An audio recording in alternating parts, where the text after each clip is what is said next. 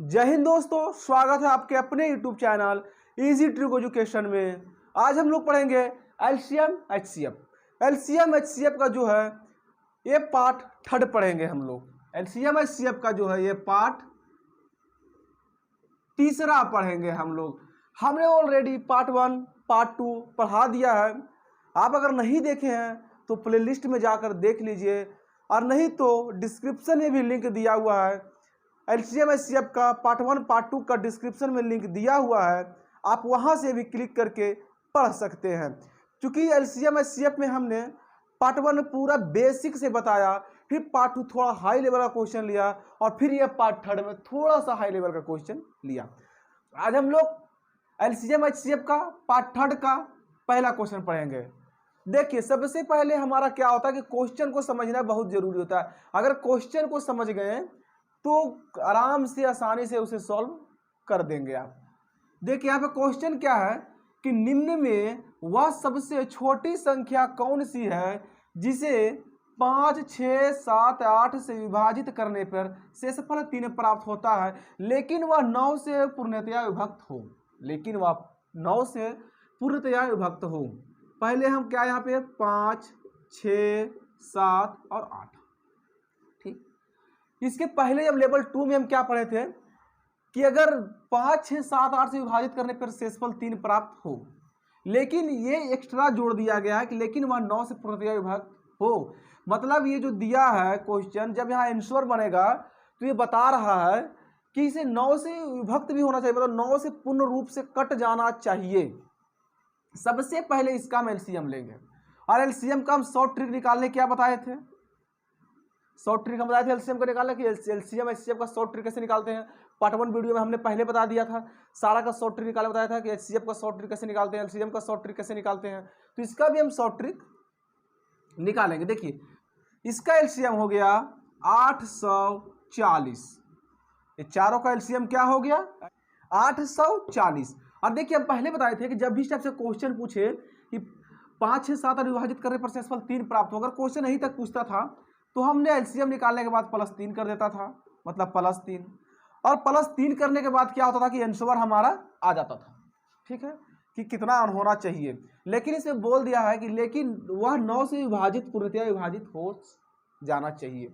और जब यहाँ पे हम देखेंगे कि क्या 840 हमारा 9 से पूर्णतया विभाजित हो रहा है, तो नहीं हो रहा है। आप देखिए, ना ही 840 और 3 ऐड करेंगे 843, तो भी हमारा 9 से पूर्णतः विभाजित नहीं हो रहा है, और यहाँ पे ऑप्शन में भी नहीं है। तो अब हम क्या करेंगे, देखिए, अगर हम 840 को अगर 2 से गुना कर देंगे, मतलब दुगना कर देंगे, 840 को दुगना कर देंगे तो हमारा कितना हो जाएगा 1680। 1680, और जो यहाँ पे दिया है कि शेषफल 3 आना चाहिए, +3 कर देंगे हम, हो जाएगा हमारा कितना, तो 1683 या हमारा आंसर हो जाएगा। देखिए ऑप्शन में 1683 है, देखिए ऑप्शन में 1683 आंसर है, तो 1683 वैसे हो जाएगा। क्वेश्चन दिया है कि उन छात्रों की अधिकतम संख्या कितनी होगी जिनमें 1001 पेन तथा 910 पेंसिल इस प्रकार बांटे जाए कि प्रत्येक छात्र को बराबर संख्या में पेन तथा पेंसिल मिले।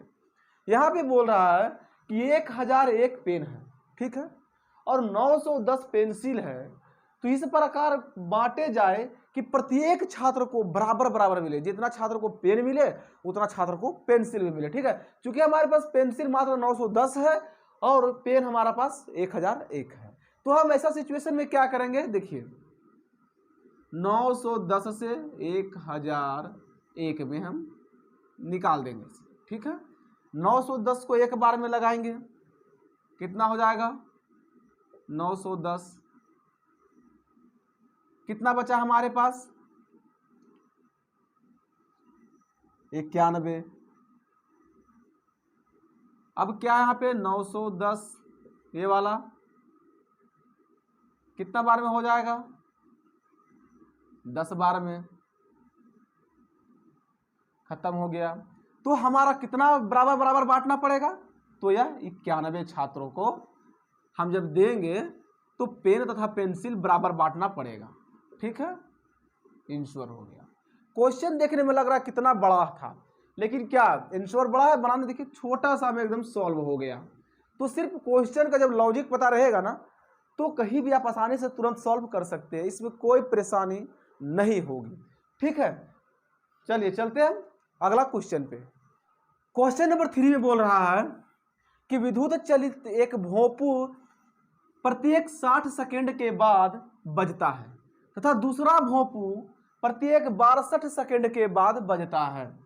दोनों प्रातः 10 बजे एक साथ बजता है, इसके बाद वह कितने बजे पुनः इकट्ठा बजेंगे। देखिए इस टाइप से क्वेश्चन आने पे आदमी को, बहुत लोग को संकोच में डाल देते हैं।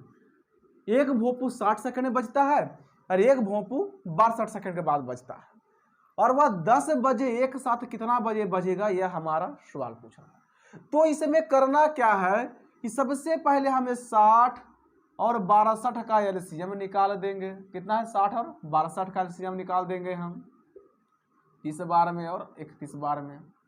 अब तीनों को हम गुना करेंगे, क्या होगा, 30 दूनी 60 और 60 को 31 से हम गुना करेंगे तो कितना हो जाएगा हमारा 1860 बटा 60। अब हम इसे काटेंगे तो कितना बार में कट जाएगा, 1 0 से 1 0, 6 से 186 हमारा कट जाएगा कितना बार में, 6 3 18 31 बार में। कितना बार में कट जाएगा, 31 बार में। मतलब कि यह जब दोनों साथ बजते हैं तो सुबह कितना बजे बजेगा, तो सुबह बजेगा 10 बज के 31 मिनट। ठीक है, तो अगली बार कितना बार बजेगा, अगली बार 10 बज के 31 मिनट पे बजेगा। ठीक है, आ रहा समझ में आप लोग को। क्वेश्चन नंबर 4 क्या है कि 5 अंकों की बड़ी से बड़ी संख्या कौन सी है जो 15 36 21 से पूर्ण रूप से विभाजित हो जाए। देखिए जब भी इस टाइप से क्वेश्चन पूछे तो हम क्या करेंगे, तो सबसे पहले हम 15 36 और 21 का एलसीएम निकालेंगे। 3 से लेंगे, 3 5 15, 3 से 36 कटेगा कितना बार में, 12 बार में, 3 से 21 7 बार में। अब जाएगा क्या, अब तो नहीं जाएगा, तो यहाँ हमारा क्या बच गया, 3 गुने 5 गुने 12 गुने 7। जब ये तीनों का हम करेंगे तो हो जाएगा हमारा कितना, जब चारों का हम गुना करेंगे जो यहाँ पे आएगा वो हमारा एलसीएम हो जाएगा। सभी का एलसीएम करेंगे, आ जाएगा हमारा 1260। ठीक है, एलसीएम निकल गया हमारा 1260। लेकिन 5 अंकों की बड़ी संख्या क्या है, 5 अंकों की बड़ी संख्या क्या है, तो 5 अंकों की बड़ी संख्या, बड़ी से बड़ी संख्या है 99,999।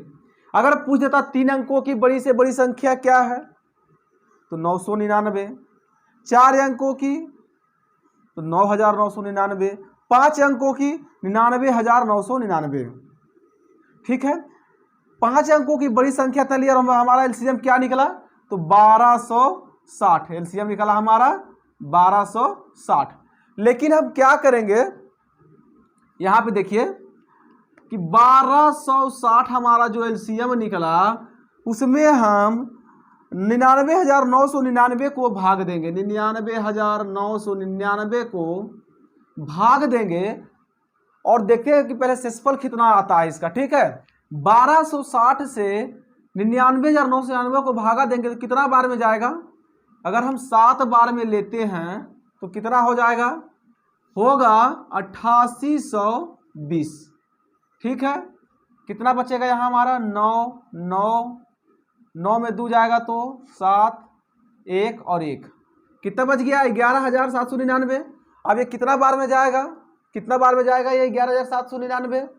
अगर हम 1260 से भी 9 बार में लेते हैं तो हो जाएगा हमारा 11,340 आ जाएगा। ठीक है, कितना बचेगा 9 में 4 जाएगा तो कितना बचेगा 5, 7 में 3 जाएगा तो 4, यहाँ पे कुछ नहीं। ठीक है, अब जब हमारा शेषफल 459 आया है तो यहाँ पे क्या बोल रहा है कि 15 36 21 में से पूर्णतया विभक्त हो, क्या 459 विभक्त होगा, नहीं होगा।